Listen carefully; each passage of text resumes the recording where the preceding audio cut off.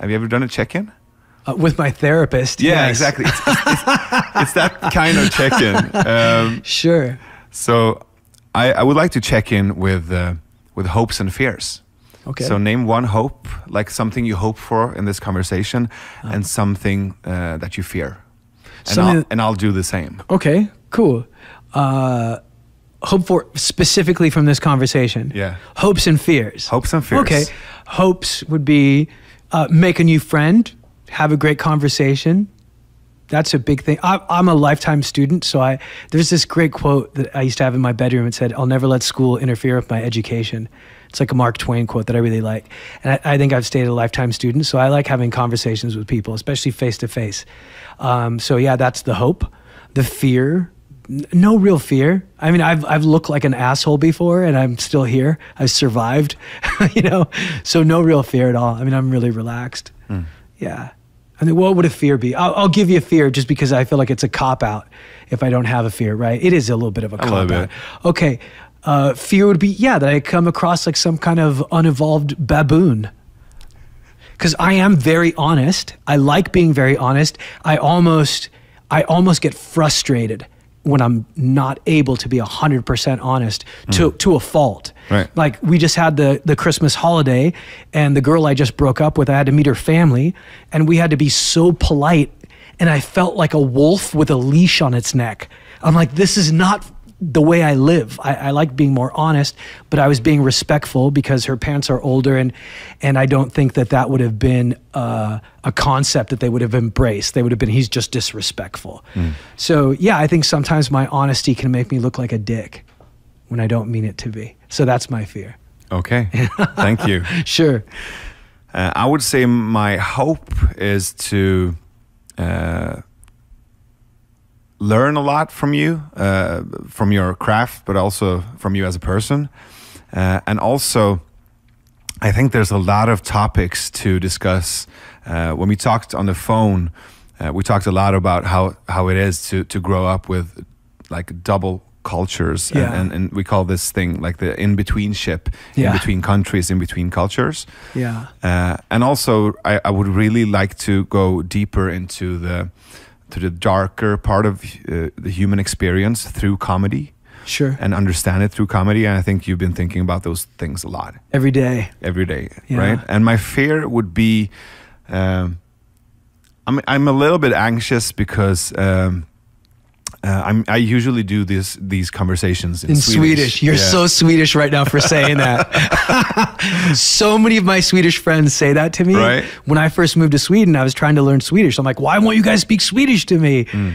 Or English. Or they actually kept speaking English with me until I'm sorry, it's the other way around. They wouldn't speak English with me, and they'd feel self-conscious until we drank.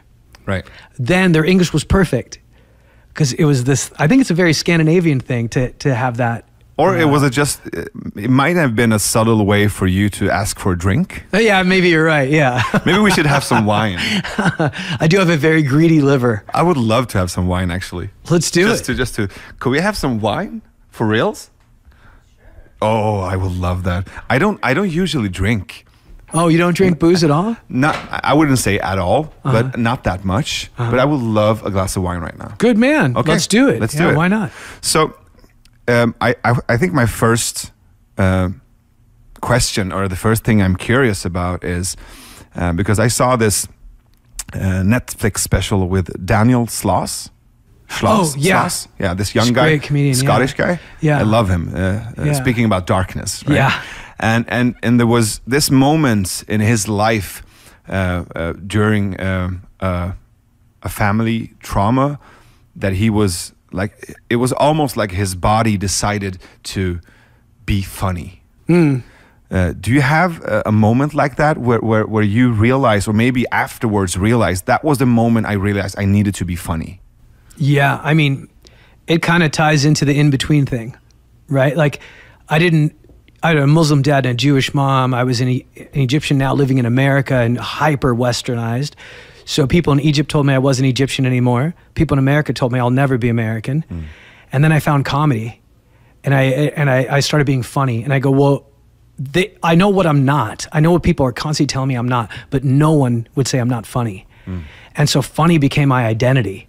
It was actually what made it scary to get into stand-up comedy, because I was afraid I'd lose the only identity I had. Like, what if I tried this thing and I wasn't funny? Then I would lose the only thing. And then I had this guy explain it to me. He goes, being funny is like being tall. Being good at stand-up is like learning to play basketball. You'll still be tall, but you have to learn to dribble and pass and shoot to become a professional basketball player. Right. To become a professional, it's a craft, and it's going to take a long time. And I agree with that. There's a quote I really like where it says, knowledge is only a rumor until it lives in the muscle. And I think things that are a craft are like that.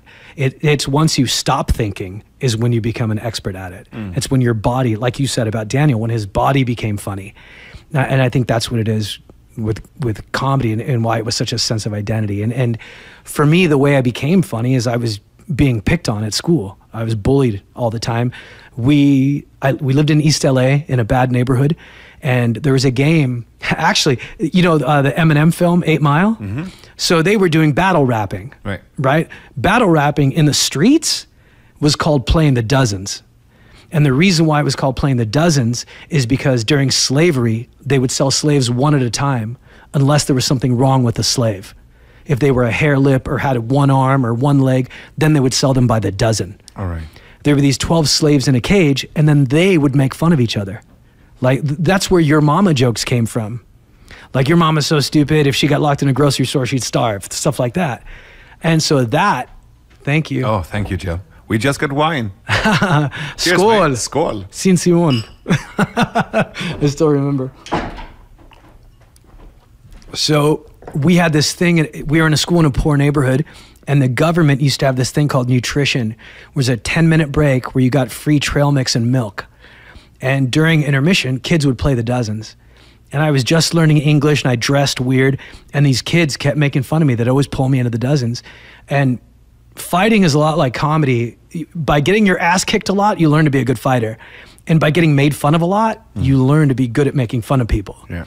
So I got made fun of for, almost a year. And then during the summer, it was like I had a growth spurt intellectually. And then my English improved, and I learned to use words as weapons. And then this kid who used to make fun of me made fun of me, and I got really good, and I made fun of him, and he didn't like it. So he started beating me up physically, and beat me up every day. And then I started making fun of him outside of the dozens. And then when the other kids laughed at him, his face he got depressed. And he came up to me, he goes, if you stop making fun of me, I'll stop beating you up. And I was like, okay, it's a deal. And I was like, wow, comedy's powerful. But after 2 weeks without the laughter, I said, fuck it, I'll take the ass beatings. And I kept making fun of him. And he would physically beat me up for making fun of him, but I'm like, it's worth it. Oh, wow. And then I got to be a good fighter, and then he stopped beating me up. So it was a very early age and a very dark story, but that was definitely when comedy became my identity. Nobody liked me because I was an oddball culturally, but once I became funny, they didn't care that I dressed weird or that I had an afro or that my sweaters had patches. They're like, he's funny. I think it was one of the interviews or maybe your stand-up, I got this picture of you going to school with like how did your parents dress you for school? Oh my God. In Egypt, we went to school in suits. Yeah, it was a suit, right? It was a suit, man. She sent me to school and I didn't have a backpack, so I had to carry on luggage. So I looked like a tiny businessman, like going to a real estate conference in Phoenix, and all the other kids were like, who the hell is this kid? Even in class, when you ask a question in Egypt, when the teacher asks a question, you answer, you raise your hand and then you stand up and give the answer. And these kids were like, what an idiot. And they because it was just, even if it's slightly different, we're taught that that's an other, that's an outsider. Yeah. Anything I did was outsider behavior. So I got picked on relentlessly. It's funny too, because in America, they think racism happened after 9/11. It was way before. When I was a kid, if they talked about gas prices going high, I'd get beat up at school. You got beat up because of the gas prices? Because of gas prices, yeah. Because back then, if gas prices went high, their parents at home would be like, oh, fucking Arabs this, Arabs that. Right. And then the kids would go to school and go, oh, I know one of those. And then they'd beat me up. So I used to watch the news like a weatherman, and be like, oh, today I'll have a light beating with a chance of choking. Or today I'm gonna get the living shit beat out of me. I should wear a helmet. Yeah, depending on how many stories they had about Arabs. Yeah. I knew what was going to happen at school. That's so messed up. Super messed up. But I wouldn't change it for the world. I mean, it made me a stronger person. It made me a fighter. Yeah, that's what I'm thinking. I'm also thinking about the slaves, the 12 slaves in the cage. Isn't that crazy? It is crazy, but it's also very human. It's beautiful. In that darkest hour, you use comedy to use your sense of humor to actually, like, not in a symbolic way, but I think like in a physical way to 100%, survive. 100%. It's like in the concentration camps or in prison. Yeah. People I think they use comedy as a way to survive, because comedy creates this sense of distance. Yeah. And it's also a way to gamify meaning instead of going into depression. Yeah. Right? 100%. So I totally get that, because when I was 2 years old, during the war between Iran and Iraq, so my mom used to run down the shelter, and I was sitting in her lap. I don't remember this, of course, but my mom told me the story several times. So I was just sitting in her lap. I was so afraid, and then my uncle, who he's this like famous comedian and actor in Iran. Uh-huh. He used to do impressions, like in the shelter. Wow. He used to put a towel on his head and do impressions. Wow. And then like all the adults would laugh, like actually like during the bombings. Yeah, so that the makes shelter sense. would be shaking of bombs, and he would be doing Amazing. impressions. That's so beautiful. It is. It's so beautiful. So it's not just humor. It's a way to survive. 100%. Yeah, I love it. It makes me proud. It makes me proud that I pick that as a profession, and it makes me proud of the people that I'm friends with that pick it as a profession and make people laugh. It's beautiful. So you were 8 years old when you moved from Egypt to the States, right? Yeah. With both your mom and dad. Yeah.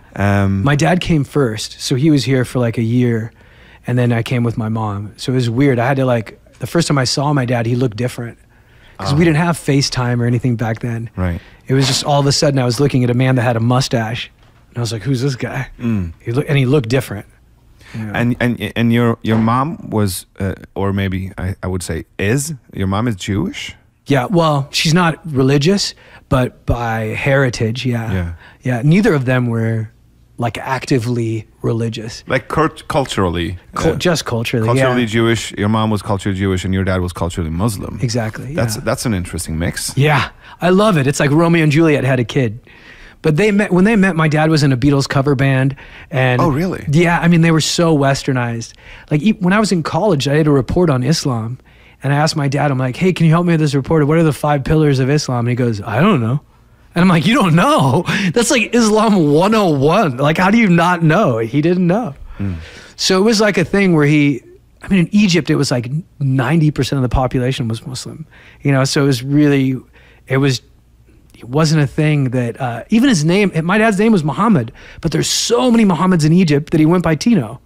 So even his name was de-Islamized. You know what I mean?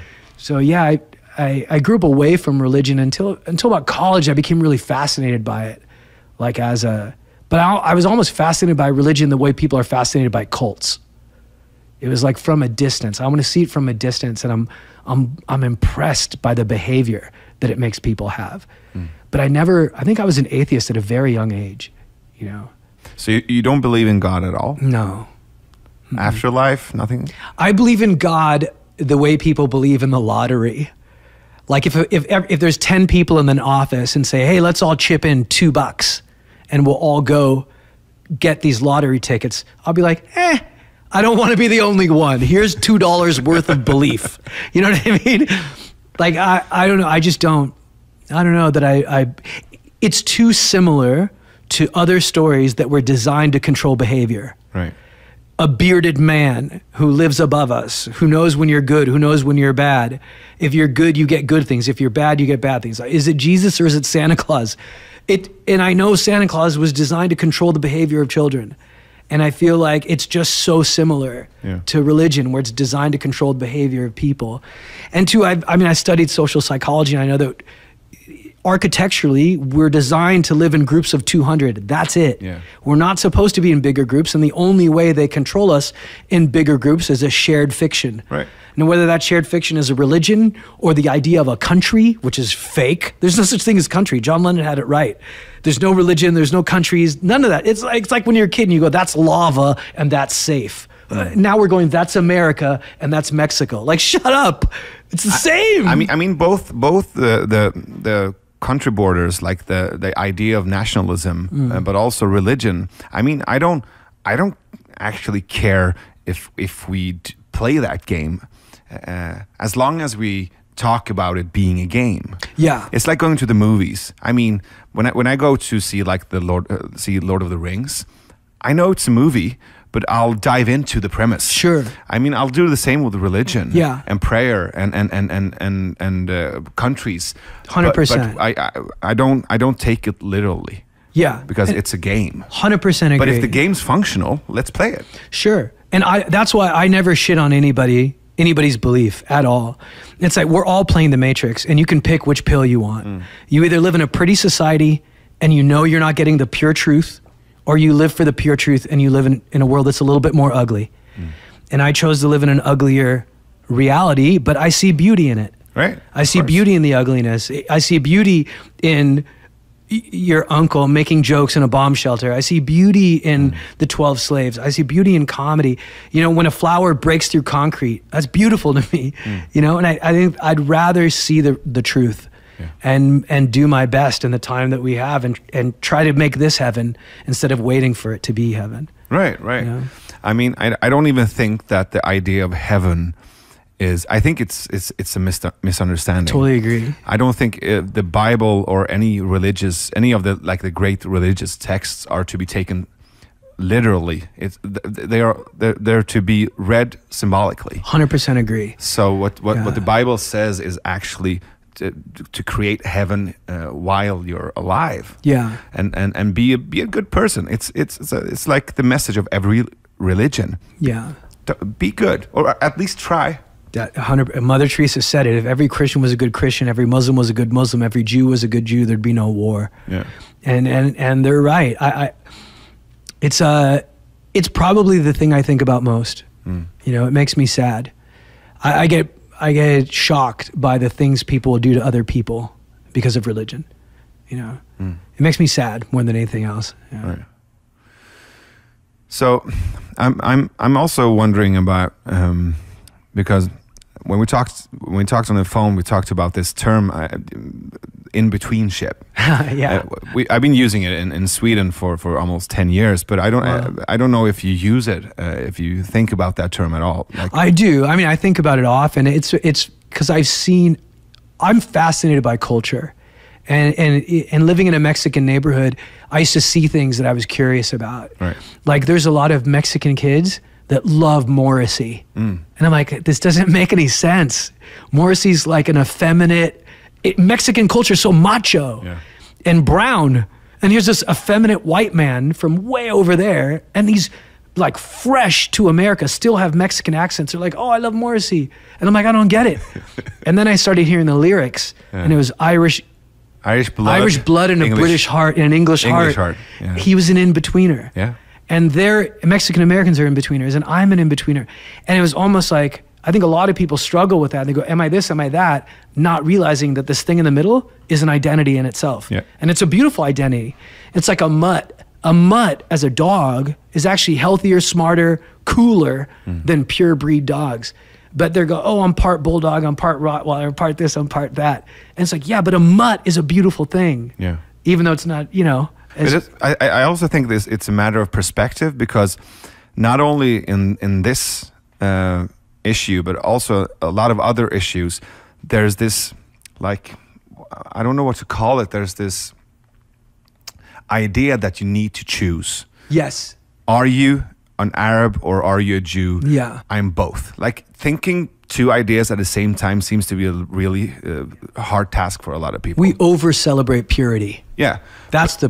We should have dog shows just for mutts. I mean, it's like the difference between a contradiction and a paradox. So Yeah. the contradiction is Yes. two Yeah. opposing nodes, Yeah. and the paradox is like an alchemic Yeah. melt of the both of them. I like that. Yeah. So I would say that what changed for me was when I thought of myself like half Iranian and half Swede, and then a friend of mine said, "No, bro, you're 200%. You're I love 100% that. Swedish and 100% Persian." I love that. And that's just like a switch of That perspective. feels more right too, because it is.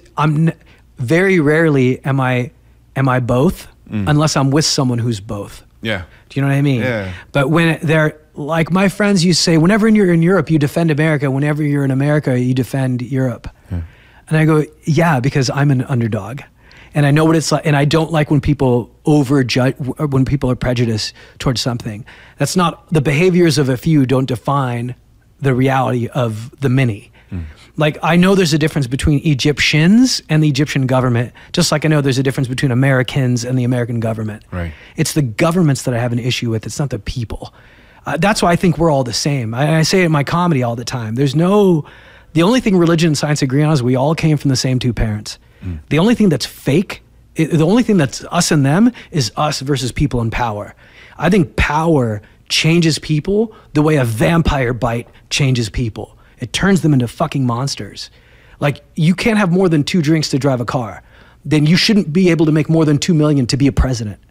I think money, there's even in law, in courts now, they have a thing in American law system called affluenza, where you have so much money that it distorts your thinking, that it makes you sick, like a form of influenza. It's affluenza. And they change. I don't trust overly wealthy people the way I don't trust overly drunk people. They've been contaminated. Maybe that's the punk rock in me. I would say that's definitely the punk rock in you. Yeah. And I was about to ask you, is that really true? I believe that, yeah, now more than ever. I see it. I see that power intoxicates. And I think that some people can drink responsibly, but a lot of people are drunks. Yeah, so that's a more nuanced perspective of it. I wouldn't say everyone gets Sure. intoxicated. Well, and there's a difference too. I'm talking about, now, are there people that I know that are millionaires that are good people? Absolutely. Yeah. Are there people that I know that are billionaires that are good people? I don't think so. I think it's too much. And I think it distorts your reality. I think it's very rare for a billionaire to still have a connection to human beings. But that's almost like saying all poor people are good. No, and it's not, I'm not saying that at all. I just think it has an effect on the psyche. You can be a good person that becomes wealthy, just like you can be a good person that becomes drunk. And then all of a sudden your behavior is inconsistent with who you were before the booze. That's what it has an effect on people. It has an effect of course, on human beings. it has an effect. I'd agree with that. But like my dad once told me, you can't be a millionaire and a humanist as one. Like, I agree with him. I think there's... I'm not sure. Here's what I think: a lot of humanity is based on empathy. And I think the empathy starts to dissolve. I think super wealth is like an acid to empathy. And you start getting disconnected. You start not knowing what it's like to be scared to not have health care. You start not knowing what it's like. And you start, just like I had a friend who said, I can't believe they asked me to drink 8 to 10 glasses of water a day. I can't drink that much. And I'm like, yeah, but if you start, your thirst will increase. And I think that's what happens with wealth. I think when you start, your thirst increases. And unless you're like a Bill Gates who gives a huge percentage away, even he's affected by it, but he recognizes it. And I think that's what happens. I think your thirst increases and you start to evolve and become something different. I agree with you that it affects people, but I'm not sure of the whole, like, it seems too simple. Is it like Sure. the explanation seems too simple, and I also think that it depends on what you do with the money, right? Yeah. But I would really love to go back to the whole in between ship, because I'm wondering, when you came to the States when you were 8, and have you ever gone back to Egypt? Yeah. When was the first time? I went back when my dad died. I went back when my grandmother died. Your dad died 11 years 11 ago. years ago, yeah. And then most recently, I went back during the revolution. I performed for like the protesters. And then a guy tried to stab me. Really? Yeah. And So what he didn't like the jokes? he didn't like the jokes. Oh shit.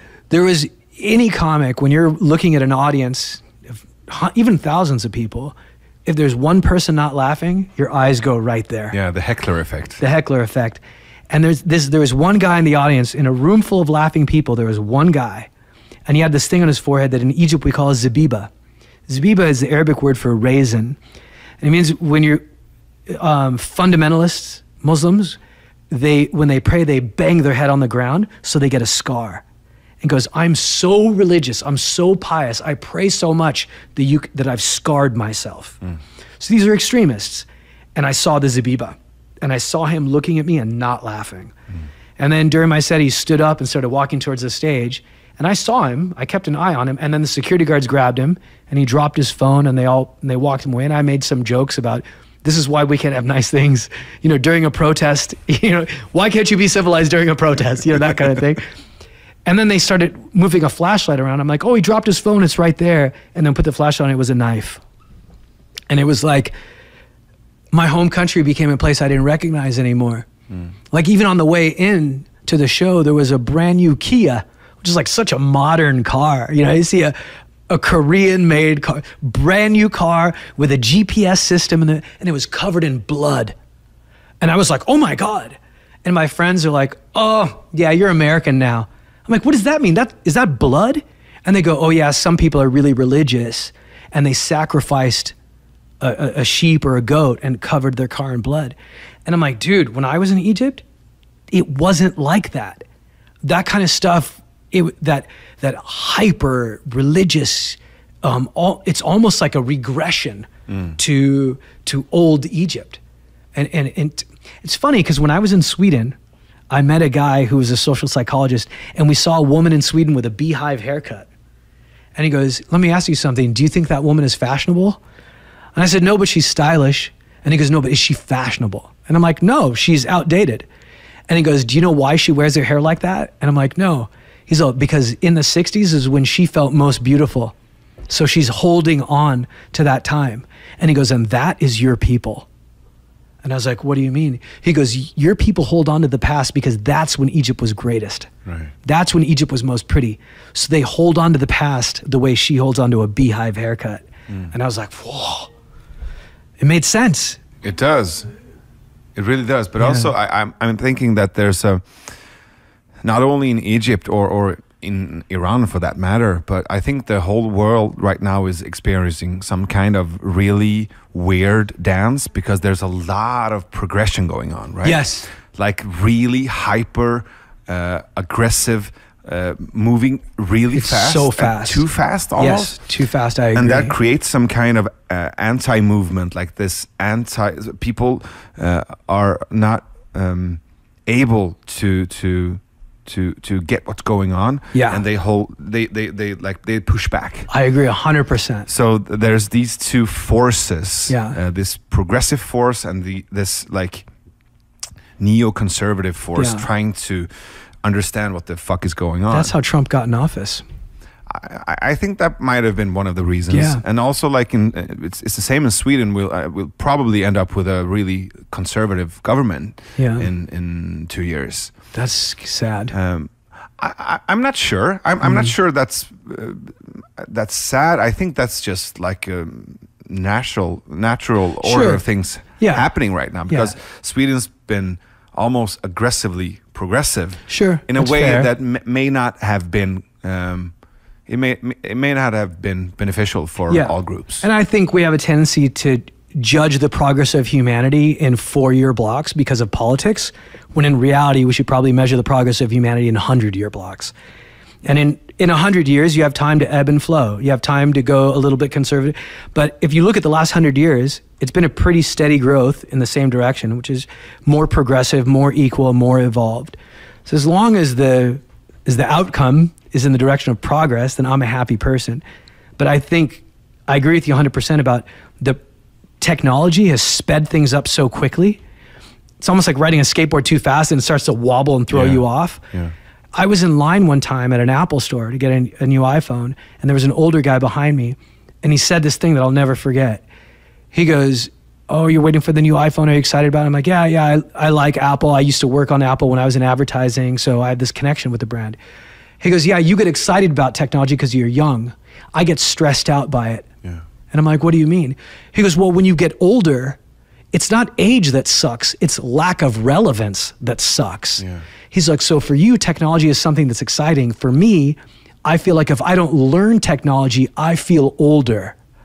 So I chase technology the way people chase the fountain of youth. And I never thought about the pace of society is making people feel older faster. So now there's these, maybe in the 50s, people didn't feel older till they got in their 60s or 70s. Now people feel old in their 50s. Yeah. Because there's so much technology happening, so many things happening so quickly that now you feel old if somebody goes, you don't know what TikTok is? It's like, what the fuck is that? Like there's new stuff happening so quickly. And I think that was the attraction of someone saying, let's make America the way it was. The subtitle is let's stop change. Yeah. Yeah. But I think age is one layer, but also where you live. Yeah. I mean, you talked about relevance, right? So when imagine you live like in mid-America or in Sweden, more in the rural parts of Sweden, not in the cities. Yeah, I prefer picking rural Sweden than middle America. Yeah, but I would say like if you lump those people together, which may not be fair, but I wouldn't feel I wouldn't feel at home in Sweden if I were living in some small town. Sure. And I watched the news and all the journalists and all the people in the news are living in these urban areas talking about subjects and makes sense, technology and also like talking about all these different kind of progressive movements. Yeah. And I couldn't relate to that. Yeah. And I totally get that. And when I was in college, I learned this thing where they said Maslow's hierarchy of needs. Right. There's a social psychologist who said, actually, the strongest human drive is the drive to belong. Yes. More important than food and shelter. Mm-hmm. And he showed us this experiment where these chimps, on one side of a cage, they had a blanket that smelled like their mother. You know this? Yeah. And the other side was food. And they would starve to stay with their mom. Yeah. So if you think about it from that perspective, the reason why there's this increase in conservatism is because there are people feeling like they're being erased. Yes. Even if you look at the Nazis that were in Charlotte, North Carolina, they kept saying, we will not be replaced. Yeah. And for some reason, nobody ever asked them, what do you mean by that? You know what I mean? Yeah. They just said, oh, they're just skinheads. They're just Nazis. Who care? I think we should examine what they're saying and why they're saying it. There were people talking about how could housewives in the South not support feminism? And when they took the time to speak to them, some of them felt that feminism didn't include a housewife as part of the future of being female. And then feminists were saying, well, we never said that. And said, yeah, but it's not about what you say. It's about how you make them feel. Yeah. And if you made them feel like you were erasing them, then you motivated them to the highest degree, because the strongest human drive is the drive to belong. Yeah. And I think that's the problem with the hyper-progressive people, is that they're making conservatives feel like they don't belong. Yeah. And if they did, we'd probably all be getting along better. I would say like one of the some of the really tough obstacles for I would say the Democrats in the States is like the judgmental part, but also like the arrogance. Yeah. Because they talk about inclusion, but real inclusion is really, really hard. It is. It's like dirty work. Yeah. And you need to confront like your own shadows. 100% agree. Yeah. And to be able to talk to someone on the like someone conservative or even someone with racist point of views, it's really, really challenging. I've been doing it on my Swedish podcast, and it messed like a lot of my relationships. It's hard. It's hard, and people think that if I talk to someone with a different point of view, they automatically believe the same thing. Yeah. But what I realized by talking to a lot of people from different walks of life is that as you say, everyone wants to belong. And when I talk to people who were like former Nazis or ex-Nazis or who used to belong to the right wing, they all say the same thing.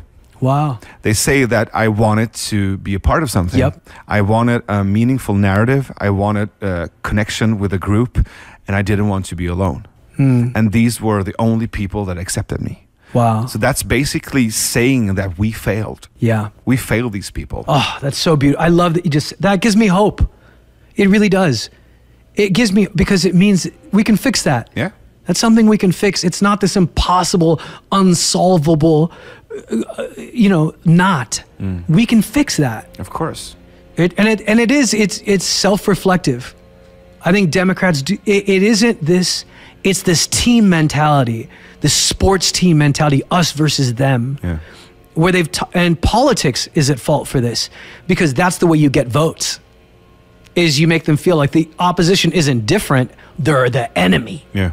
And then so we treat people who think differently than us, there's this evolution where now we think our neighbor is our enemy. Yeah. Instead of going, they're just different than me. And this is, my grandfather used to say this, I really like this quote. He said, listening is the cost of being heard. If you want someone to hear you, then you better spend time listening to them. Yes. And there's so many, like John Fugelsang is this comic who said the internet was at its best when it was used for information and at its worst when it was used for affirmation. Like now people just use the internet to validate that they're right instead of seeing the perspective of the people who think that they're wrong. But that's also like an evolution. I think we're just in the beginning of getting to know internet, the internet, but also ourselves within the ecology of the internet. Yeah. I don't believe that we actually know what it is yet. Yeah, you're right. Because the metaphor in the beginning was that the internet was like this huge collective brain. But I think it's so much more. Yeah. Now, like when we're in this second phase of the internet being more social, like more of a dialogue.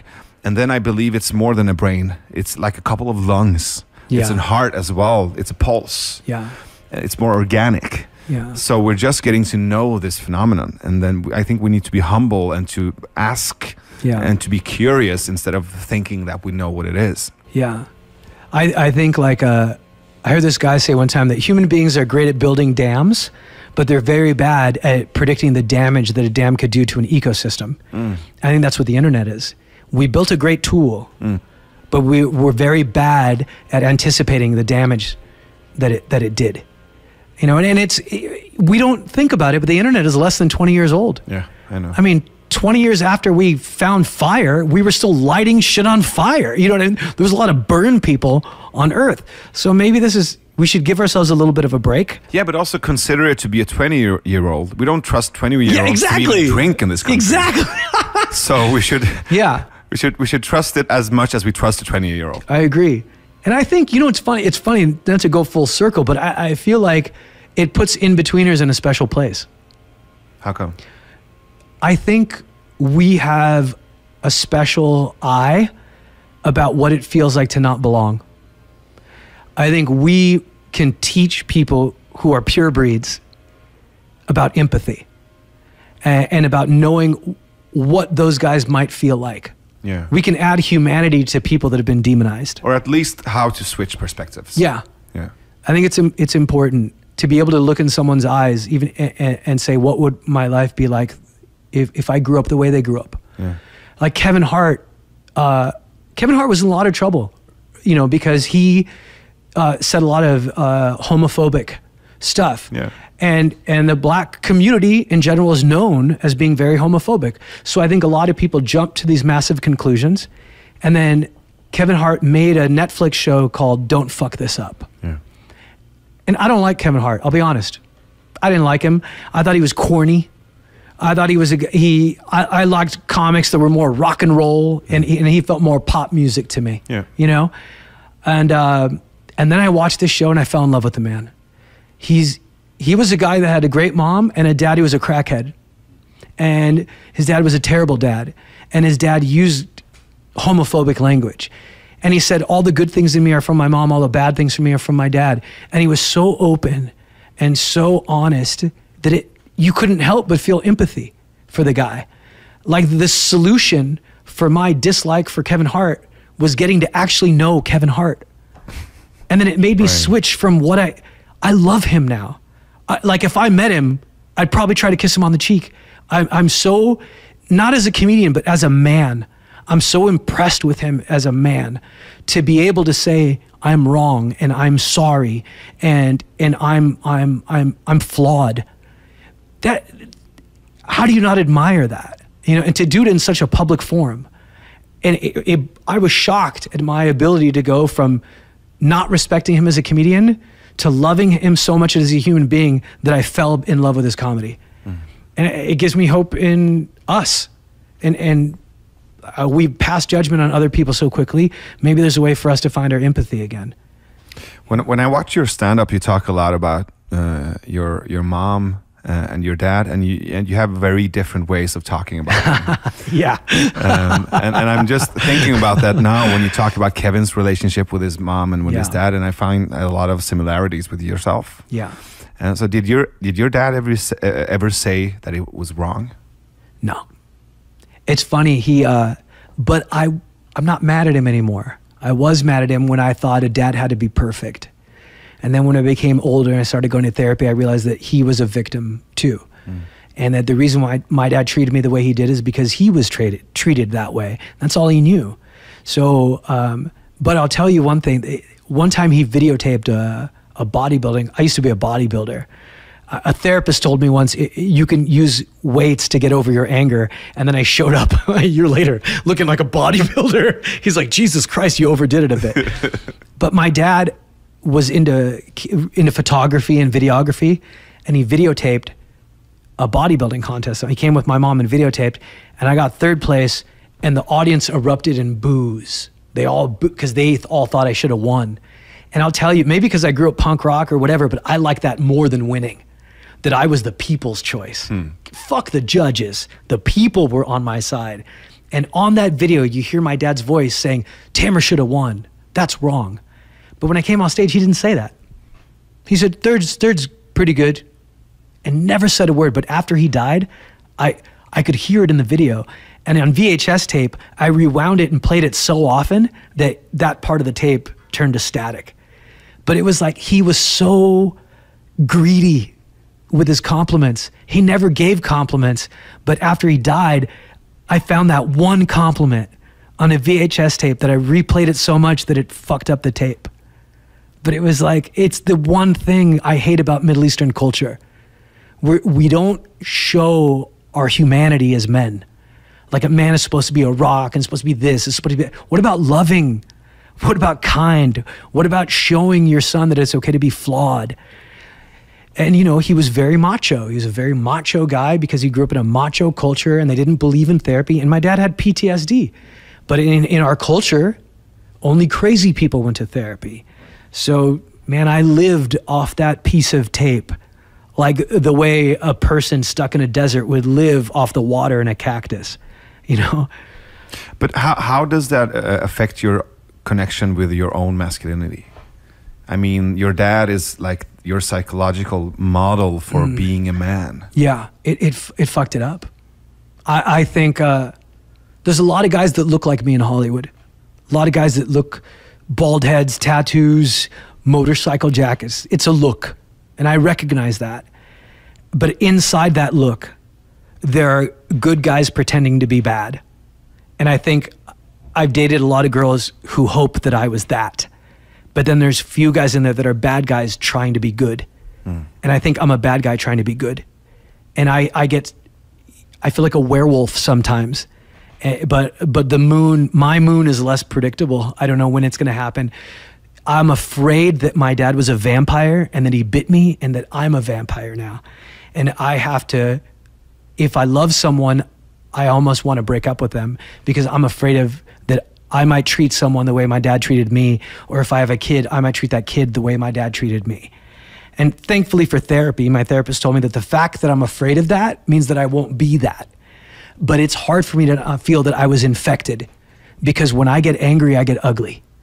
I become my dad, or I become my dad's illness. I have the same illness. So I want to be more like the vampires on Twilight than the vampires from Transylvania. But I do feel like I have an emotional illness that my dad infected me with.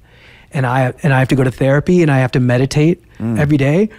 And it's a new thing for me. You know, like it's the paradox. We spoke about paradoxes before. When you're on a plane, they tell you to put oxygen on yourself before a child, which is so... counterintuitive, right? It is. It almost rocks you. Yeah. This notion of putting a mask on yourself before a child, it's crazy. But what the reality of that is, if you don't take care of you, you can't take care of that child. And what I've learned is with this emotional illness that I have, with my anger, is if I don't take care of me, which is disguised as selfishness in my culture. Yeah, I know. In my culture, it feels like selfishness. In American culture, I've learned that it's not selfishness, that it's actually loving for me to be selfish. It's loving for me to take time to go to the gym. It's loving for me to take the time to meditate. It's loving for me to tell people I love, leave me alone and let me go in this corner and write. Yeah. Because when I feel whole emotionally, then I'm the best version of myself. And that's what the people that I love deserve. I think it's like, again, I think that it's a double thought. It's like a paradox, because so you have the illusion of the choice between selfishness or being like a victim who does like everything for everyone else but doesn't take responsibility for yourself. Sure. Right? So you have this illusion of a choice, and I don't believe in that kind of binary choice. Yeah. So I think it's both, and how I think about it for myself is that I take care of me for you. Yes, that's it. Beautifully said. That's like my prayer. In your second language too, or your third language. Beautifully said. That's perfect. Because I need to do something for myself, but myself is not the goal. Yes. Myself is just the vehicle. 100%. That's absolutely right. Absolutely right. I think that sort of thinking, especially for men, is difficult. You know, like we grew up hearing boys don't cry. Yeah. So women grew up with impossible physical standards, and we grew up with impossible emotional standards. Now, what I heard, I remember these two sentences about crying. So the first one was a little bit softer, but it was, that's nothing to cry about. Ugh. So that was the first. The second one, if I didn't stop crying, was, I'll give you something to cry about. Yeah. So these two are like, I can almost feel like how I felt hearing them as a kid, and that fucked me up. Yeah. Because I bottled up all my tears, and that created some kind of like sticky like aggression. Yeah. Because a man who doesn't cry becomes aggressive. Yeah. 100% agree. And we talked about it last night, me and my friends here. It was like, if you don't cry for 6 years, when you cry for like 6 days. Yeah, I agree with that. So at the moment, I try to, every opportunity I get, like I cry. That good for you. Good for you. I let me tell you something. I blame the American government for school shootings. And here's why. When we were at war with Russia, the Cold War, the American government sent letters all around America saying, do not hug your boys. Really? Yes. Do not hug your boys. We're in a war with a cold people. We need strong boys. Oh, wow. Do not hug your boys. Tell them not to cry. And I think that's where the language boys don't cry came from. Boys who don't cry turn into men that don't talk. Men that don't talk turn into people that shoot up movie theaters. Yeah. It's the American government's responsibility. I blame them. And I hope somebody is more litigious than me sues the fucking government, because it's them. It's like the butterfly effect. You change something where you don't belong, and you could taint the soup. And I think the American government stuck its finger in something that was familial instead of governmental. And it convinced people to change the way they treat their own children. And those people were brainwashed. And I think it's showing the ugliness of its effect in school shootings and public shootings. I'm a simple thinker. That's so sad. It is sad. I mean, I think about the person who wrote that memo. Yeah. Or the group that came up with that idea. Yeah. Because they're also people, like they also have kids. Yeah. So probably the sadness started even there. Yeah. It's like this. There's this guy. I keep forgetting his name, but he was this anti-drug lobbyist in Sweden during the 60s. He was, I think he was inspired by Harry Anslinger, like the former chief of the first chief of the DEA, I think. Oh wow. And he brought this whole like zero vision of narcotics to Sweden, because our policy. Yeah, you guys are gnarly. Oh shit, man! Don't even get me started about that. So he was like the lobbyist who created this anti-drug movement in Sweden, and we have really messed up discussions about drugs in Sweden at the moment. It's so weird because everything else is so progressive. I know. From an outsider's perspective. Well, yeah, exactly. It kind of shocks me. It's a facade. Yeah. It is. Yeah. But he was educating the politicians and police force to become this like really aggressive anti-drug movement. Yeah. During the 50s and the 60s, and he had this son who had autism, and the doctors said that he could have cannabis oil to prevent him from having seizures, but the guy, the lobbyist, was like, nah, unbelievable. That will mess my brand up, so don't give him that. And 1 year later, the kid took his own life. Oh my! That is the height of selfishness. What an evil person. That's the height of like darkness or sadness. That's a drunk so on power sad. father. Yeah, that's drunk. so sad. It's so sad to watch your child. That's inhumane. It's inhumane. I mean the politicians or the people who wrote that message of "Don't hug your boys." Yeah, that's sad. Yeah, I try to remember that, because I think that oversimplifying, or it's easy to find villains. Yeah. Even like creating a villain out of the government. But I think I always need to remind myself it's people. It's people. Yeah, you're right. I hate to break the rhythm. I have to pee. Oh, cool. I had coffee. Go for it. Okay, where's the restroom? Vare toaletten. It's over here. It's over here. Okay. See how I We'll keep rolling. Okay, I'll be right back. Yeah, for sure. Yeah.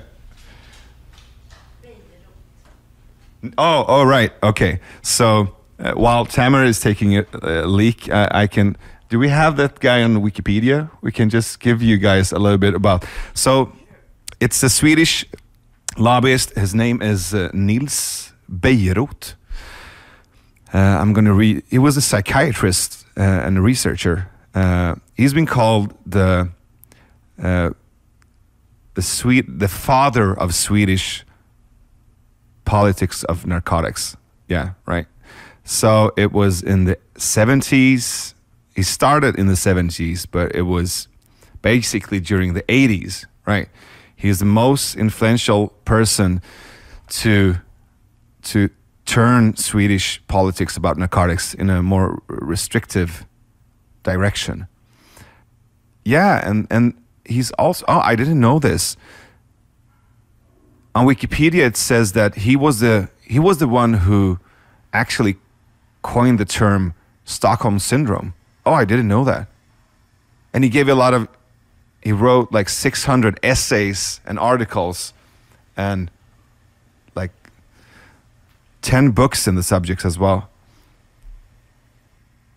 Yeah, and he had a son. The guy, yeah, the boy's name was Peter.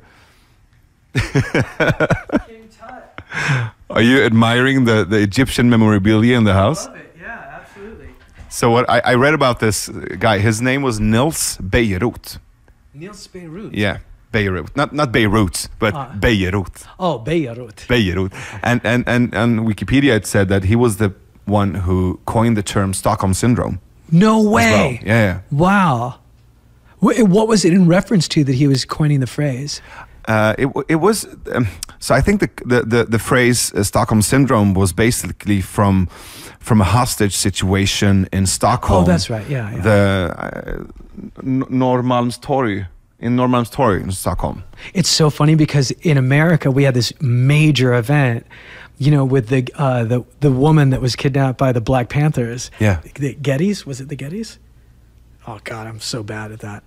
But yeah, and I always think of that that one moment in American history where everything related back to that is the Stockholm syndrome, was when she got kidnapped by this group and then helped them rob a bank, and she became part of the Black Panthers. Have they ever done a movie about that? Yeah. They have. There's been they've never been great. Okay. There's been a couple like cheesy movies about it, but I would like to see like a Tarantino version of that. Yeah.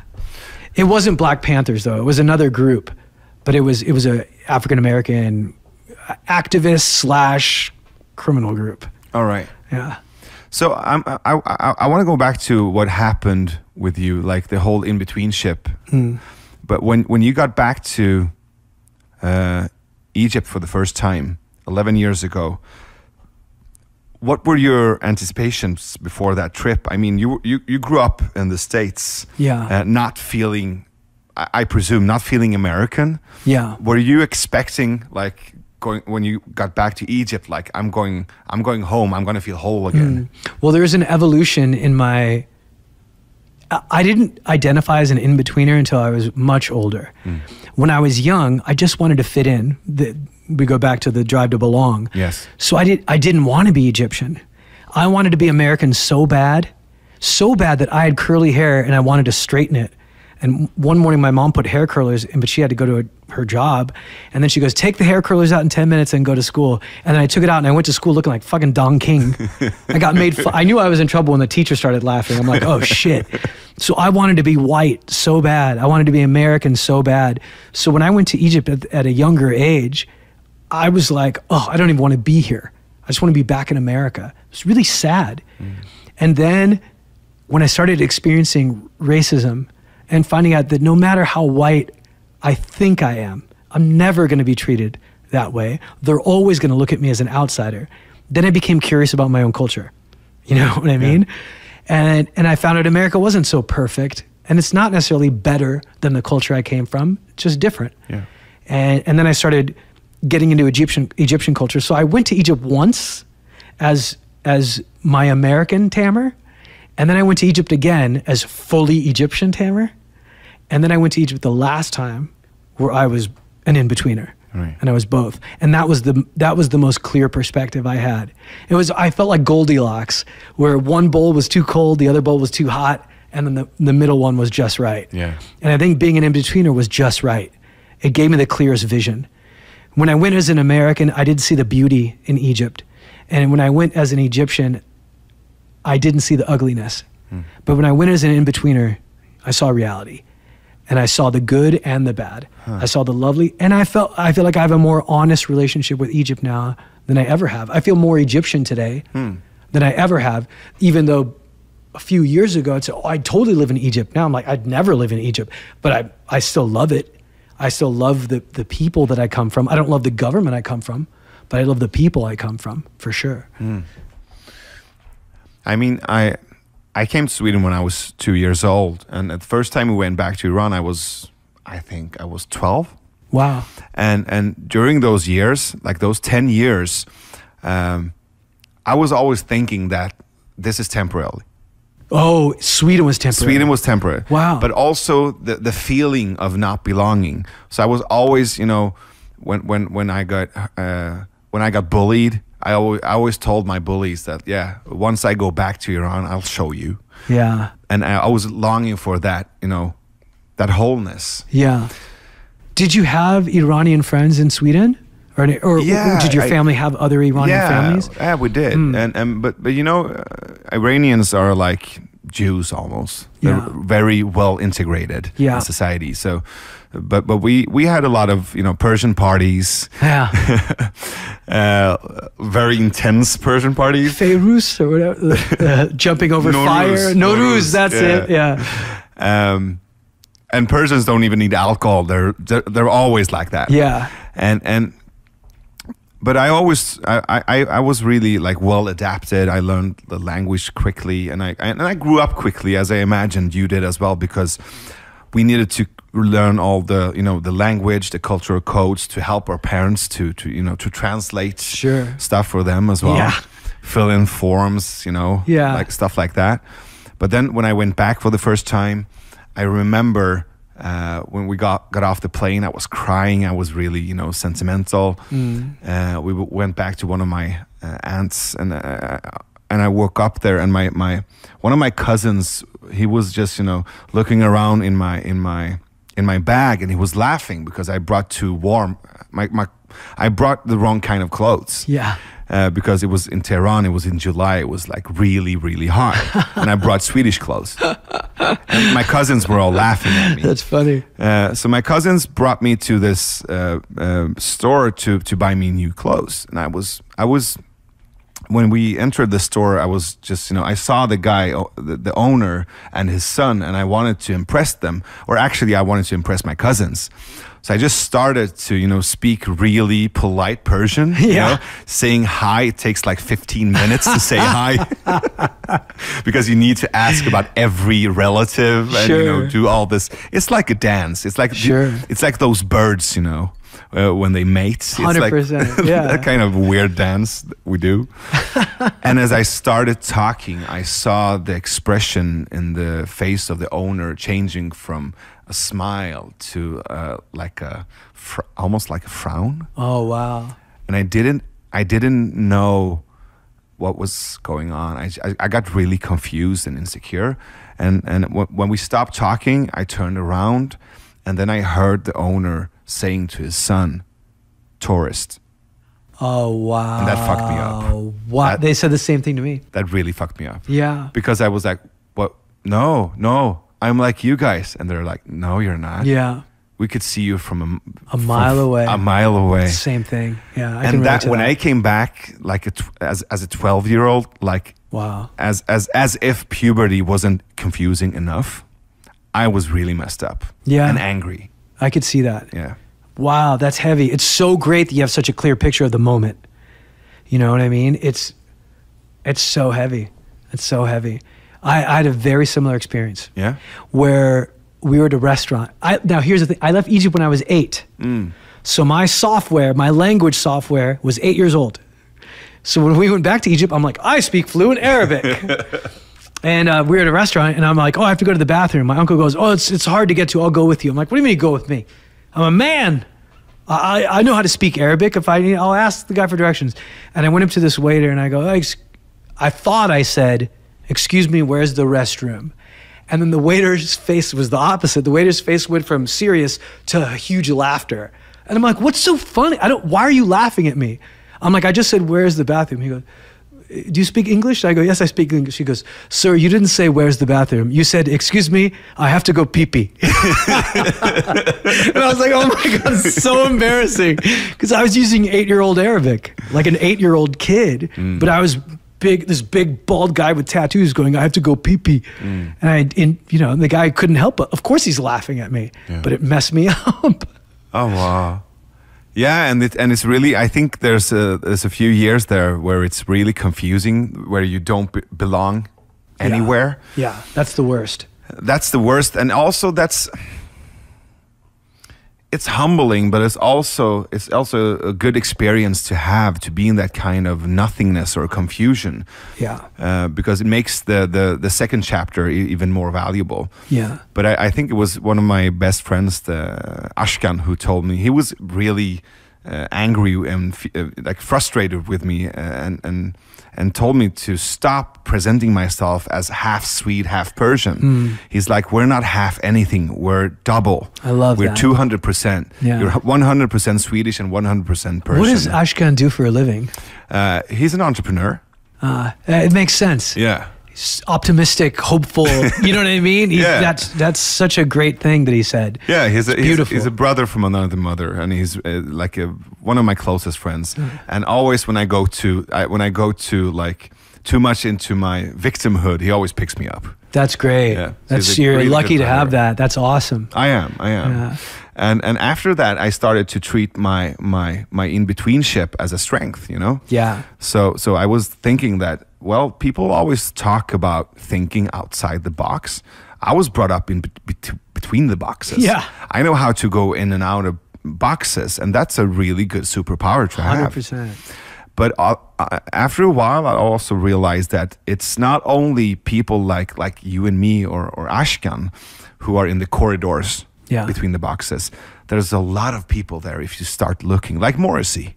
Sure. Right? Yeah. So there's also there's the ethnical perspective, but there's also like this existential perspective, like people who don't fit in because of, existence being confusing. Yeah. And they chose not to be in a tribe. Yeah. And they chose to be in between tribes or have many tribes. Yeah. And I think that will grow as we see, like the in the years to come.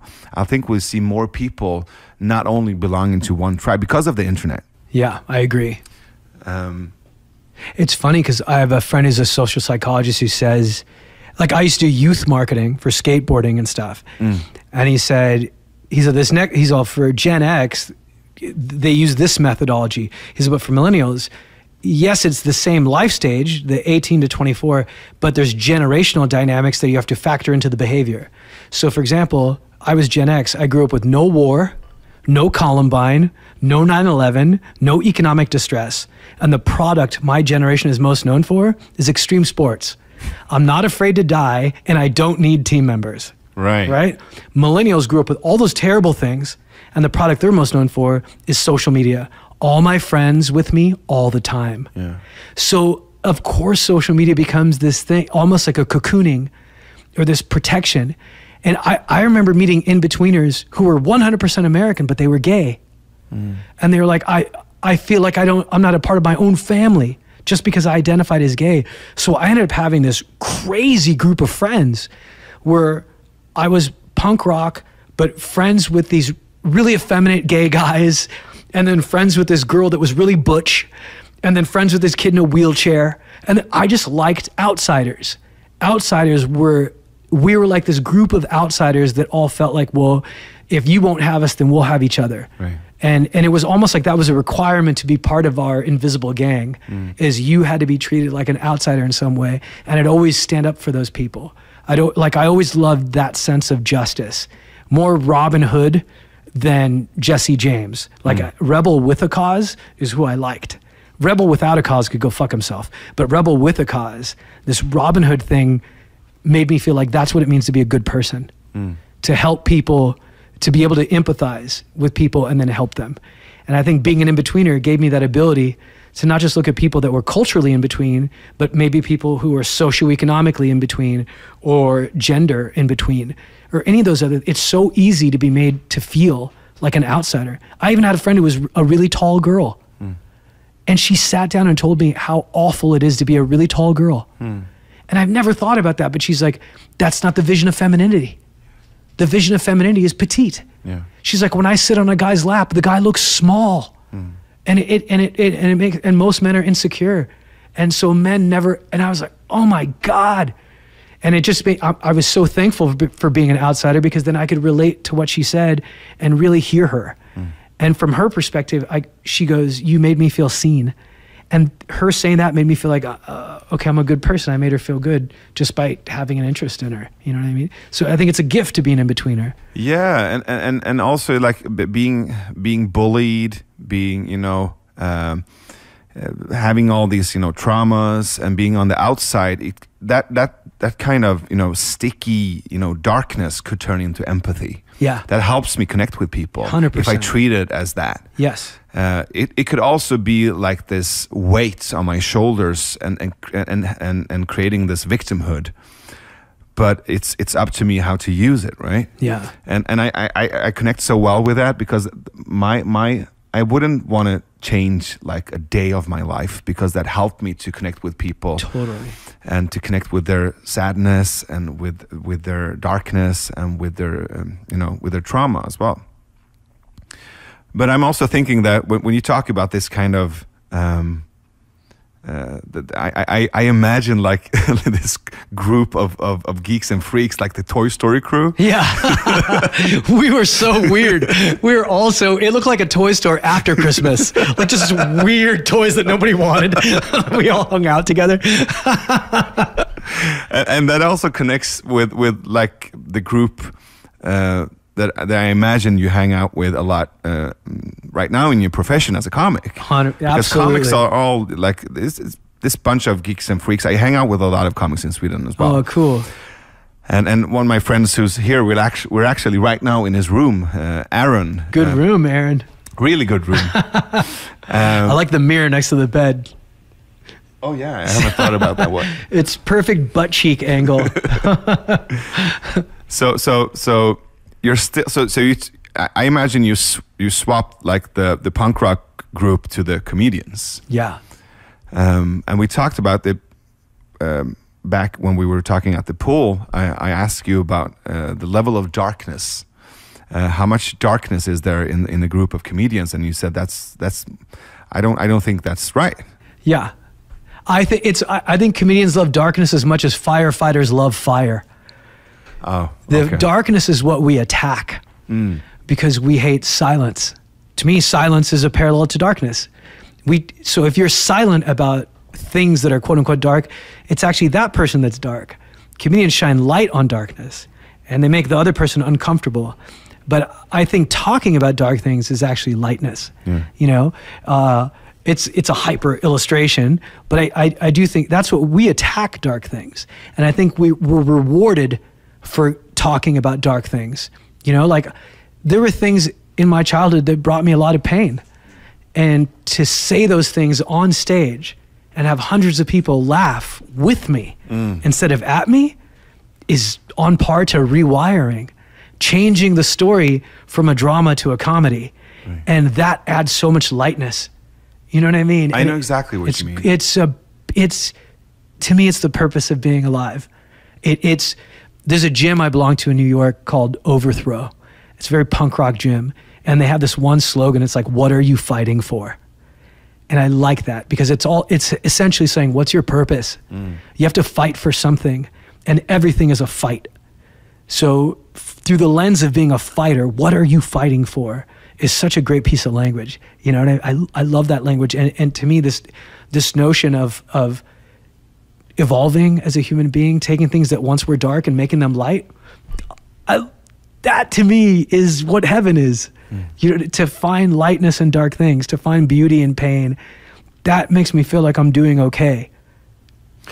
I'm thinking, I'm almost visualizing the process when you take something out of your body that's dark and then you put it in the light, and the laughter, I would say, is the relief. Like the relief of the audience that thing is no longer dark. Yeah. That you can see it. Totally. Because they sense it before in you, but then you lift it out in the light and it becomes something else. Yeah. They don't have a scientific reason for laughter, but social psychologists have a story that they think could be an anecdote. Right. And the anecdote was that there was a bunch of cavemen sitting around a fire at a very dangerous time to be a human being. Yeah. A very life-threatening time. So always under stress, always under pressure. They were sitting around this fire and then they heard a rustling in the bush and they all went, and they all tightened. And then a rabbit jumped out and they all laughed. So I think there's two critical elements to comedy. It's the tension and then release. Right. And that's why I love comedy that has tension and then release. I think sometimes there's another style of comedy there isn't tension and it's never as big of a laugh for me. You know, some of my quickest jokes where I'd go on stage and people would see the tattoos and I'd be like, as you can see by my arms, my dad didn't hug. And then like that one tiny sentence and the room would explode. And then you'd hear some people going, oh, yeah. But it allowed me to then open up and talk about childhood. And I had a big smile on my face when I did it. The world would be so boring without daddy issues. Totally boring. I just saw the Elton John movie on the plane here. Oh man, we wouldn't have those Elton John songs without daddy issues. And there's this heart-wrecking scene where you know, as a kid, his dad comes home and he's been home for 2 hours, and then Elton goes into the living room and he asks his dad, "When are you going to hug me?" Wow. And he doesn't. Still, with that comment, he doesn't. That's brutal. That fucked me up. It was really sad to see that. Yeah. I mean, think about humanity. Yeah. We all, if you believe in religion, we all have a father who is not here, who left a long time ago and said he's coming back someday. But still judged us. And still judged us. God went out for cigarettes and never came back. We all have daddy issues. As a society, we have daddy issues. We have creator issues, which are bigger. But I think there's a God and then there's a God. I think the God that you talk about, like the bearded guy behind the cloud who's watching you while you masturbate and then judges you, that's not God. That's like a projection of the patriarch. Totally agree. And I think we need to, go from that one. That's like the old paradigm. Yeah. And what I think God, like the God that we don't control, like the God that's behind all this, if we call that God or the universe or something else, that I believe in. I'm with you. That's really powerful. I'm with you. I think if you speak to a kid, a real kid who was abandoned by a dad, a lot of times the stereotype is the kid will say, my dad is an astronaut. My dad worked for the FBI. That's why. So we created a fiction that felt good. Yeah. And I think the fictional, I don't want to offend people. Please do. Offend people. I think the fictional God that we created feels good. He looks like us. Yeah. He acts like us. Almost every race creates a God that looks like them. You know what I mean? Yeah. Even Islam did, and then Islam was smart. It was the most evolved, most recent. So they said, okay, you can't see him. So now everybody can see themselves in him because they understood that Buddha looked Asian, that white Jesus, give me a break, by the way. I mean, when I hear supermodels, like, I can't believe or actresses are like, I'm so insulted by how much they Photoshop me. Imagine how Jesus feels with the blue eyes and the blonde hair. He's like, that's not even what I look like. That's not my real hair. Like, you know what I mean? My hair is dry. It's very dry.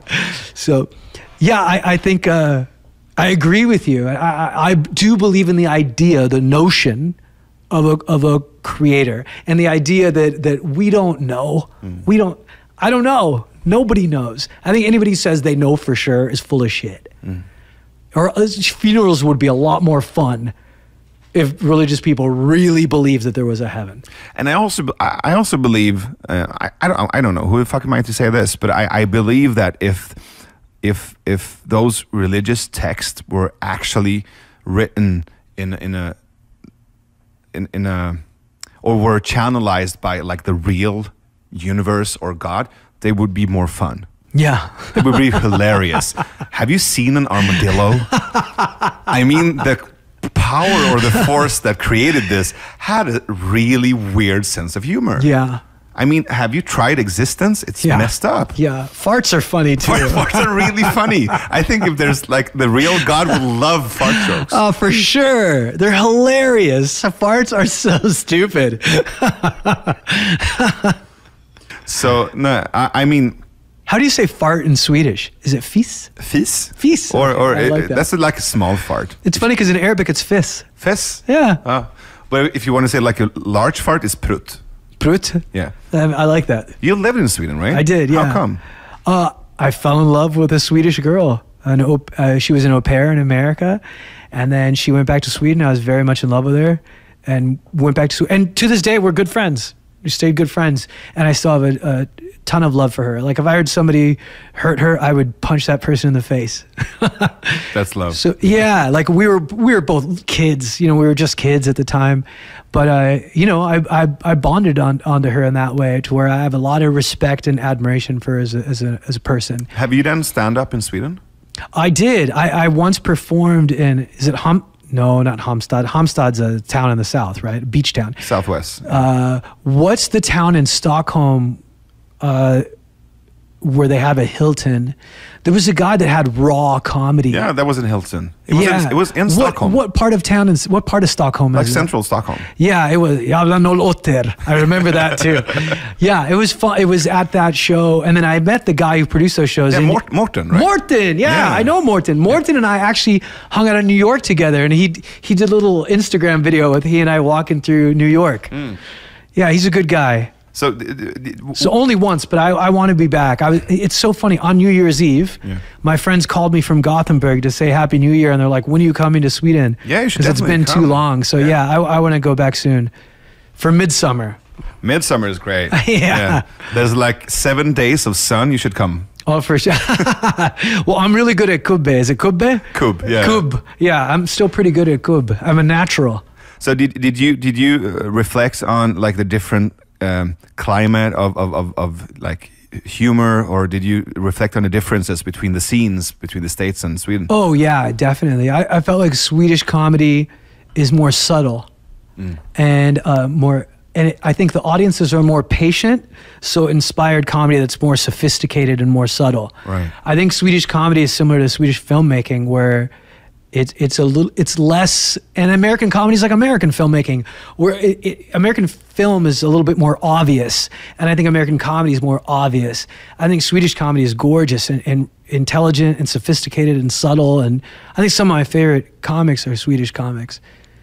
And it's brave. I've seen some really brave Swedish comics. And what kind of comics are you into, like, generally? I think comedy is a lot like music, where there's different categories. And I've always loved rock and roll. And I love brave comedy, where comedy's almost like the Trojan horse, but then there's soldiers inside that horse. Right. Where you laugh at the joke, and then after that laughter makes you open to the concept, where you're like, oh shit, he's right. Like, I have this joke where I say, you know, and this is a true story. A guy in the South said, I can't believe you're an Arab. You're so happy. And after I stopped being angry, I'm like, yeah, that's because he's never met an Arab. The only Arabs he's seen are Arabs on TV. Yeah. And the only Arabs on TV are on the news. Only bad Arabs doing bad things. And then the joke was, it's because we don't have our own TV shows. And TV shows counterbalance that negativity.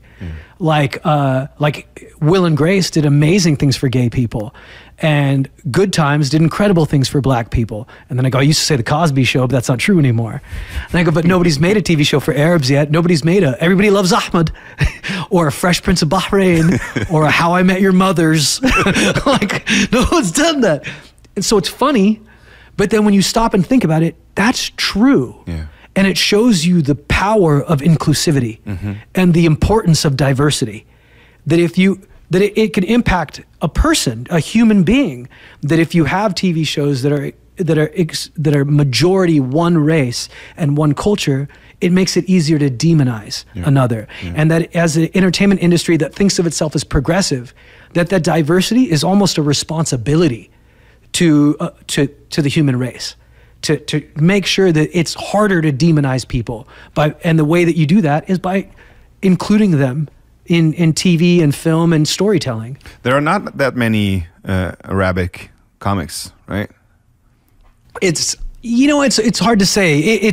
There was very few, like famous ones. Famous ones. Yeah, you're right. There's not a lot. You're right. And even Persians, it's like Maz Jobrani. You're totally right. It's funny because I think because I'm so immersed. Yeah. I know a lot of Middle Eastern comics, but for my definition of Middle Eastern in my head is Iranian, which actually isn't Middle Eastern. But Arab comics almost avoid me. Yeah. Why?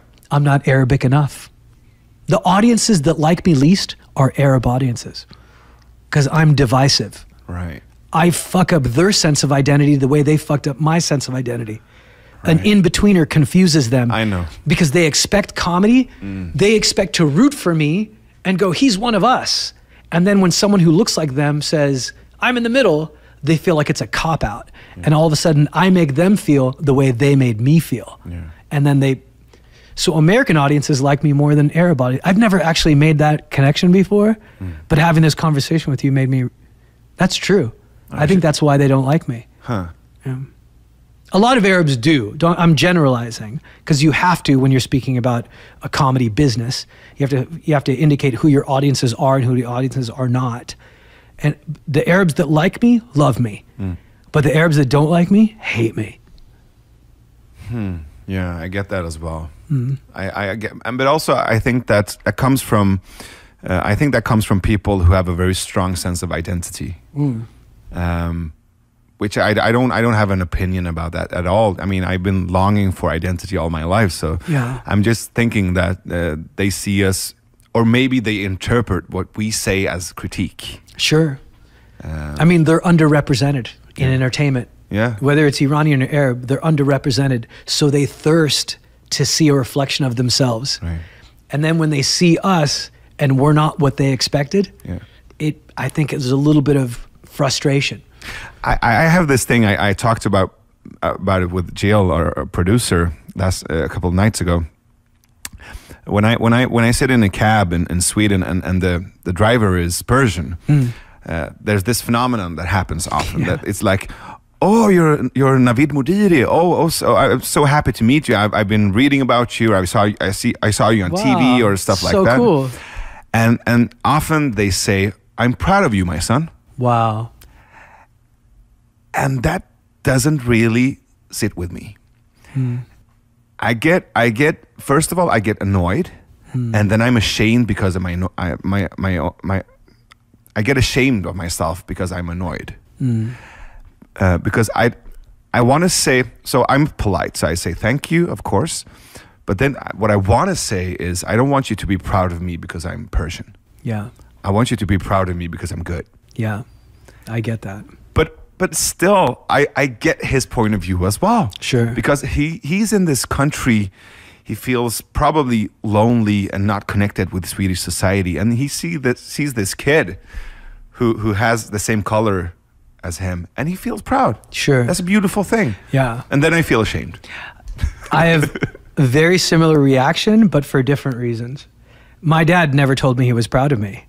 So when a man I don't even know tells me he's proud of me, it's almost like getting a hug from a shirtless guy. Where I'm like, it's too much. Oh, your nipple just touched my nipple. Oh, like, it's intense. Yeah. That's a big word for me. It's a big phrase for me from another man. Yeah. And I've even dated girls where I stayed together with them because I bonded with their dad. And it's like being an emotional hermit crab. Yeah. Right. I found myself in an empty pudding cup. Is this a real shell? It's like, no, it's garbage. It's trash. It's not a shell. You know what I mean?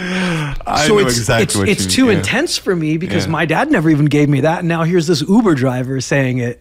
And but I have to stop and go, the intent was kindness. And I appreciate that, but it's funny that we both react to that word that way. Yeah, yeah. It might be that with me as well. That it's hard to take a compliment. Yeah, it is. Yeah, because of a lot of self-hatred and lack of confidence. I don't believe him almost. Yeah, so it might be that as well. Yeah, I'm like an emotional anorexic. And then they go, here's steak. I'm like, I can't. It's too much.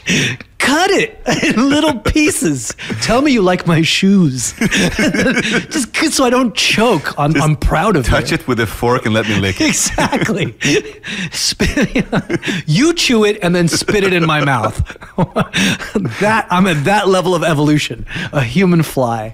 Like a mother bird feeding its kids. Barf in my mouth. So I'm still curious about what your who your favorite comedians are. Oh, I'm sorry. Richard Pryor. Yeah. George Carlin. Yeah. Oh my God. And then Joan Rivers is huge for me. And I'm going to say something weird. Muhammad Ali. For sure. Huge. Yeah. He's just Jim Jeffries, Eliza Schlesinger is, I think... She's amazing. I think she's highly underrated. Yeah. I think she's a very deep thinker, and I think people don't rate her as highly because she's a woman, and they're confused. She's philosophical. I think she's a really deep thinker. I saw her in Malmo. You're kidding. Like 2 years ago. Did you see, was there a guy with her? There was kind of a bigger guy, tall guy, who opened? Who opened? No, I know she didn't have an opening act. Oh, okay. It was only her. My friend tours with her now. His name's Hunter Hill. He's a great comic, and it's funny. She had a dog named Blanche, named after when she was from a comedy from the Golden Girls, and when she'd perform in the main room at Comedy Store, I'd babysit Blanche backstage in Richard Pryor's green room, where they had a table that looked like a piano, all made of glass. So it was the cocaine table. Of course. Yeah, like I bet if you lick that table today, you'd get high from 70s cocaine. Have you heard about the George Carlin? I think it was Anthony Jeselnik when he was on. I love Jeselnik.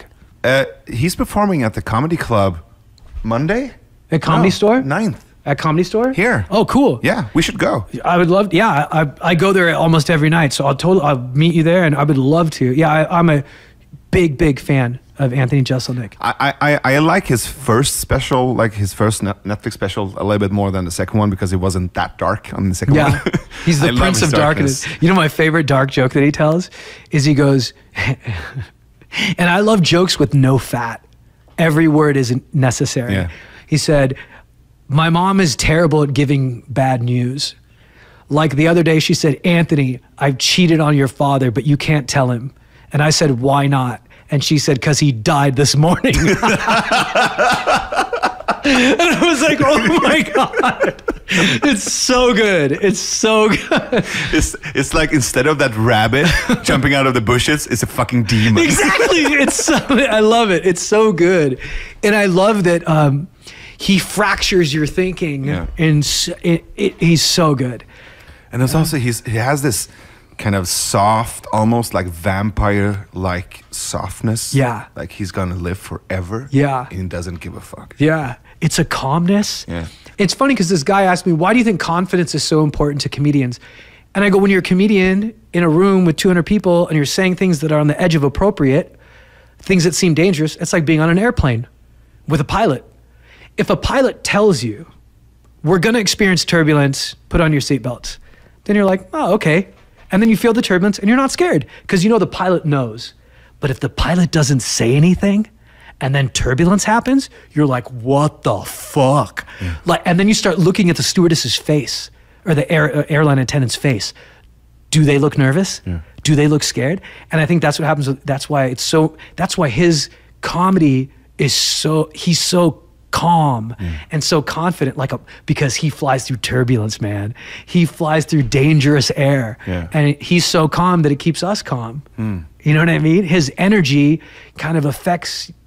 I mean, we're pack animals. You know what I mean? And when you see his energy, it affects your energy. Yeah, because it's kind of a very calm. It's calm, but it's alpha. Yeah. Right. Yeah. And when someone has that kind of confidence, you calm down. Yeah. And then you trust them, and then you watch them, and you mimic them. Yeah. I also wanted to talk to you about like the climate or what the scene of comedy right now, because of everything that's going on in the world with social media and the Me Too movement and political correctness. What's your sense of that? What's going on? I think we're finding our way. I think. Here's the thing I tell people are like, oh, audiences are so sensitive now. And I go, no, they're not. Comedians are. Comedians are sensitive. Like Lenny Bruce got arrested for the things he said. Right. George Carlin got arrested for the things he said. Are you getting arrested? No, you're not. You're just having people say, I don't like you. Yeah. But in the past, they didn't care about that. But now comedians have social media. It's comedians that are sensitive. Say your joke. Say your joke and stand by it. And if they tell you they don't like you, fuck them. That's not your audience. It's just as good to find out that girl is not your girlfriend, like the girl that I just broke up with yesterday. Yeah. That's just as valuable as finding a girl that is. I know what I'm not is just as valuable as I know what I am. But it's also about scale, right? Because like 15 years ago, like if someone didn't like you, it was maybe that heckler in the club, or like 10 people in the back. Now it could be like 10 million people. Yeah, it's true, and it's a bummer that that's our reality. But I think the reason why it's a bummer is because as human beings, we make a big mistake that way, and then we make a big mistake this way before we find the right way in the middle. And I think technology is still new, and social media is still new, and people are figuring it out. And I think that's why if you say something, you better believe in what you say. That's all I'm saying. If you say something, you better believe in it, and you better stand by it. If you don't stand by it, then I think you leave yourself prone to having your career ruined. But I like Kevin Hart, for example, for standing by what he said, even though it was an ugly thing. And I grew up with gay friends, and I know that F word is the word that they hear when they're getting beat up by bullies. I don't like that word. I don't say that word. To me, the F word is like the N word. I don't like it. And I didn't like Kevin Hart for saying it. But what he did in that Netflix special by saying, hey, listen, here's where I come from, and I'm not perfect, and I make mistakes, but that mistake isn't enough of a reason to demonize me, because here's where I came from. And I was like, he's right. He's 100% right. People make mistakes, and people should be given opportunities to correct those mistakes. And if you just shame them, guess what? They're not going to correct the mistake. But if you don't shame them and you go, hey man, I think this is wrong and here's why I think it's wrong. Why do you think that's right? It's a lot easier to get someone to go, oh shit. But it's also a slippery slope because, I mean, in a while, there will be no more people to demonize because everyone has a skeleton. Yeah. Everyone has like this blackface picture or this N-word or F-word or anything, you know, and I mean, who are going to judge in the end? Because everyone will be in that corner. Yeah, I agree 100%. And I think here's the thing. I think I explained this to you earlier when I talked about why loyalty was important to me from friends when we were playing the confidence game. I fall in love with people who see me flawed and still accept me. Yeah. And love is the solution for hate. And if we want the people that hate to become better people, then we have to push ourselves to be better people. We have to push ourselves to believe that they can be good, that it's not just a person who makes a mistake is evil and that's it.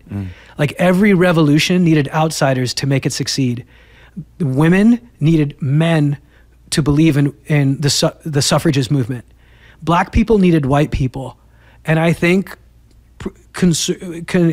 in order for us to evolve as a society and to find our empathy again and to find our humanity again, we have to be more forgiving. Yeah, I agree. And also I connect really well with that aspect of you. You said before that it's like almost there's a part of you that creates like these scenarios where you do something wrong to see if the person will stay with you. I have the exact same thing, especially in relationships. Yeah. So in the beginning, you know, there's all this, you know, this pink, you know, love, cloudy kind of, you know, 6 months or 1 year. And then afterwards, I get really, really insecure. And then I try to fuck things up. Yeah. And not only with partners, but especially with friends, I try to fuck up and to see if they'll stay. And those are my real friends. Yeah, that's deep, man. And I appreciate you saying it because it makes me feel less alone. Right? There's Stanislavski, the Russian acting coach, used to say, that which is most personal is most universal. Yeah. Talk about a paradox. Yeah. The things that we hide are actually things that make other people feel seen. Yeah. It's a shame to say boys don't cry because it makes other boys feel like they're alone. And it's like when you go to a group of people who all have parents die, or you go to this group where everybody was a drug addict or everybody's children died. We are pack animals. We're not designed to be alone. We're designed to survive in a pack. And so to have someone else, when someone else reflects that something that you hide is something that they have as well, that's the most human thing in the world. I think it's one of the most healing things in the world. It's why AA works. Exactly. Have you been to AA? Yeah. Yeah. I went once. It was only men, and I loved that. It was so vulnerable, and so connecting, and I don't have a problem with alcohol, but I have other like addictive behaviors. So it was like the core is the same. And I went and I was so welcomed, and I loved the whole model. It was so effective, but still so empathic.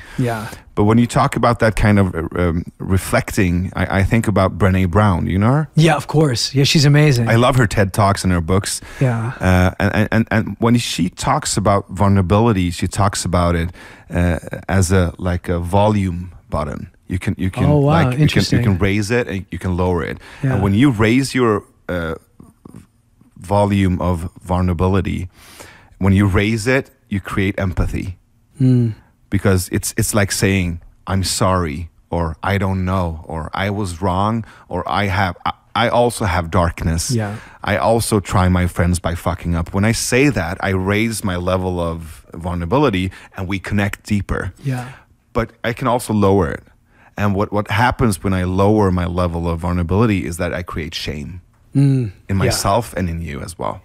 So that image is always with me when I do my conversations. It's like you said before, if you wanted someone to listen to you, you need to listen to them. And if I want to connect with you, if I want you to be vulnerable and open, I need to be vulnerable and open as well. So that's what like a really meaningful conversation or a podcast episode means to me, is an ability to, or a possibility to connect, but also for all the people who are listening right now. They're listening to two men, one Persian and one Muslim Jew, talking about their emotions, about their dads, about existence, about love, about connection. And I think that's a healing place to be in. I totally agree.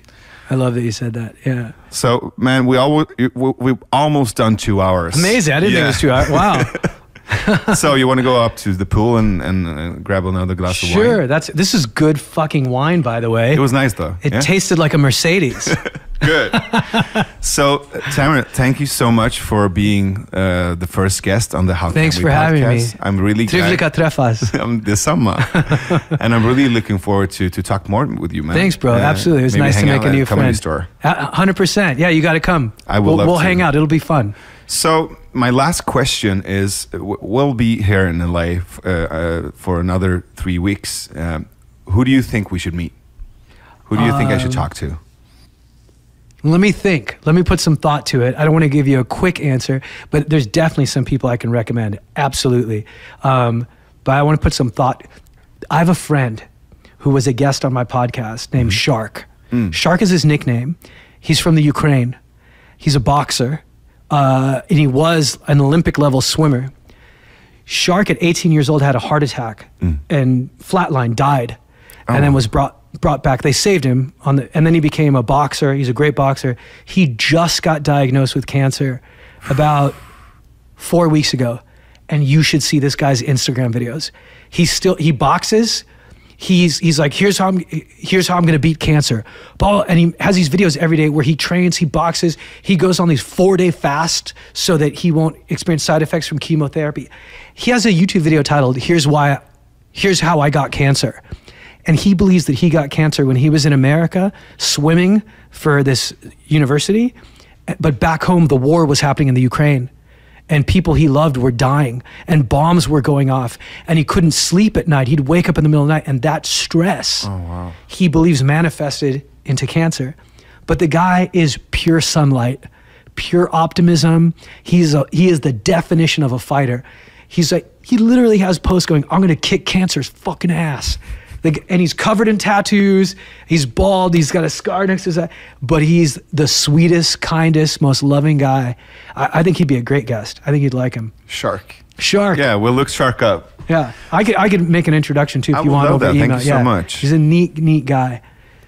So for the people listening, where can they get a hold of you? Where can they watch your stand-up or read your posts? Sure. I mean, my Instagram is very active. So at Tamer Kat, and it's at TAMERKAT. And then my website's also a great place, tamerkattan.com. And I post all my shows, and I'm up and I go to Europe every year. I spend a month in London, and this time I think I'm going to go and have at least a week in Stockholm. Maybe even Gothenburg. Yeah, you should come. Yeah. We'd love that. That'd be great. Yeah. I have to find out if there's good clubs in Gothenburg, but I can find a one-nighter or two. For sure there are. I'll have people there. And I can practice Swinglish. Yeah. So thank you so much for being on the How Can We podcast. Thanks for having me, man. It was fun. And for all you people listening, this was the first episode. So if you like it, you could press subscribe on whatever platform you're listening to this episode on. And please share it on social media. Thank you guys so much. It's not hard. Do it. Share it.